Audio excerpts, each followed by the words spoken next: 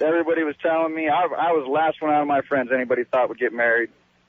And I thought, you know what, this is the one. She's awesome. Been 12 years now. It's just changed.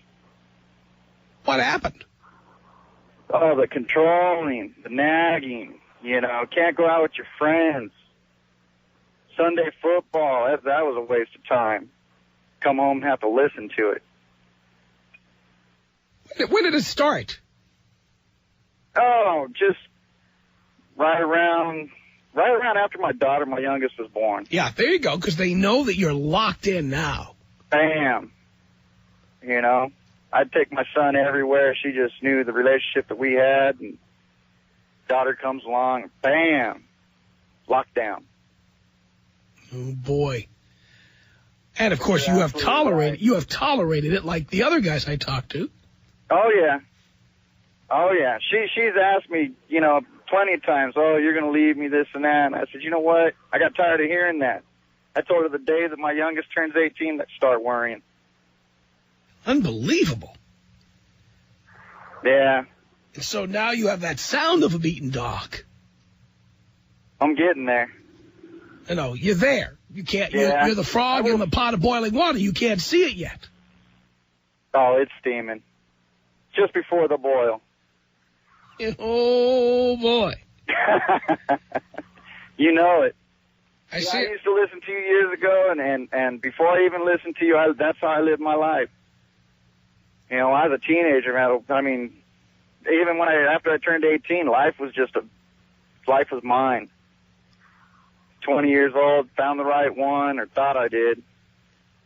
So you gave it all away. Did you have a dream, like for your career or for your life? Well, I'm doing my career. I know you're doing a career. Are you doing what you dreamed of? I'm in my line of work. I started out construction, decided I wanted to go into maintenance and get into management, and I'm there. I knew that was going to happen. Is it what it was cracked up to be? My life, yeah. No. I mean, your career, my career is great. And let me guess, sometimes you're willing to stay at the office, such as it is? Oh, yeah. Late. Work overtime. Gladly work overtime. Because you don't want to go home. Nailed it. But I'm glad you do this, Tom. Hopefully a lot of guys out there will be listening, a lot of teenagers. I try to get my son to listen. I love that. All he talks about is banging women. I said, that's all it's all about. And just make sure remember, I always say with women, you always treat women like cars. You're better off leasing than buying. There you go. Yeah, I talk him out of marriage. I talk my daughter out of marriage. Really? Oh, yeah. I tell her no man's good enough for her. What does your wife think about that? She agrees. Wait. Is your wife unhappy, too? Oh, no. She's stressed out at work. It's all got to do with work. I tell her to get a better job. Here, go out and find something else if you're not happy. But at home, she's the boss. 9 out of 10 times, yeah. I mean, she's got to push me to that limit to put my foot down. My kids even know it. But when I do put my foot down, she listens. She kind of backs off a little bit. Gets better for about a week, 2 weeks. And here it comes again. Turning that flame back up. So, Mike, let me ask you this. Are you going to stay there forever? Oh, yeah. Definitely. You are? Yeah. As miserable as you are. The family, I like the family life. You know, like I said, I tune her out. You know, she gets mad. She'll say something 2 days later, like, oh, remember I told you we were going to do this? I'm like, no. See, you don't listen to me. Well, sometimes. Oh, yeah, I could turn it on and off. But the family life, I mean, her family's great. You know, my family treats her like a queen. Your family treats her like a queen? My family treats her like a queen. Why? I was a troubled teen. You were? Oh, yeah, I was in my grave. She kind of set me straight. Holy cow. And you accepted that? There's pros and cons to everything, Tom. This was one of the big pros. See, she did what my mom could never accomplish. Control me. Right, but the way she controlled you was you were 20 and horny, and she could use sex as an incentive to get you to do what the family wanted you to do. Tom, when we first started going out, girls were still knocking on my door. She got to the point where she'd answer it. And you loved it. Oh, yeah. You loved it. But the lifestyle I was in wasn't the one that she wanted, and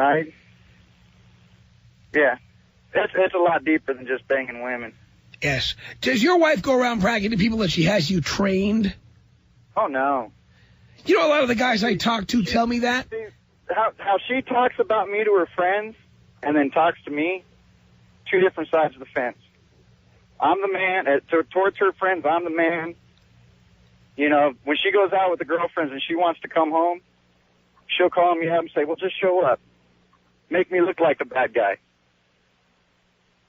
Unbelievable. She don't want to be with her girlfriends anymore, so come on out. Come get me. I'm not going to tell them that you're coming out, though. Unreal. I was like, all right. Yeah. I used to have a friend, a childhood friend. I'll say who he is now because he got divorced. He was Henry. Henry got married relatively young, and one day I called Henry. When I was home from school, I called him. We knew each other for years, all through junior high and high school. And I called him, and his wife answered the phone. I said, hi, can I speak to Henry? And she said, what is this in reference to?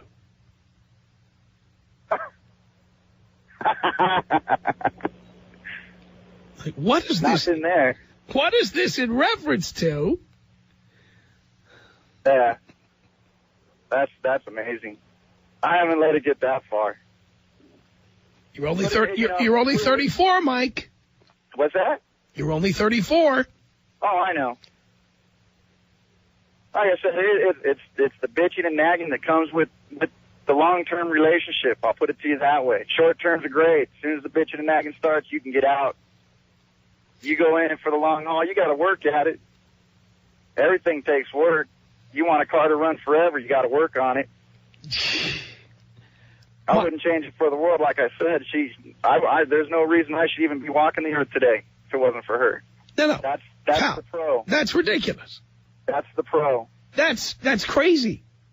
No, I was in some pretty bad stuff as a teenager, Tom. And sex rescued you.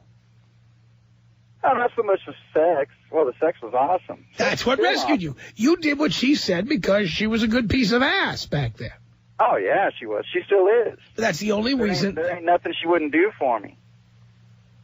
Yeah, I'm just talking about the long-term relationship. They're going to nag. Why do you don't have to tolerate it? Oh, I know I don't have to tolerate it. I can leave at any time. And I don't understand why. I got better family structure for my kids.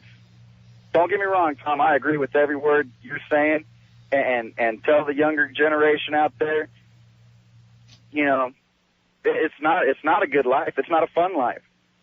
You know, you got to work, you got to do other things, other priorities. You just can't jump up off the couch and say, man, I'm going to sports bar. You got bigger responsibilities now. Yeah, like what? Your life, stay single. If you want to enjoy your life, stay single. That's the most telling comment you made.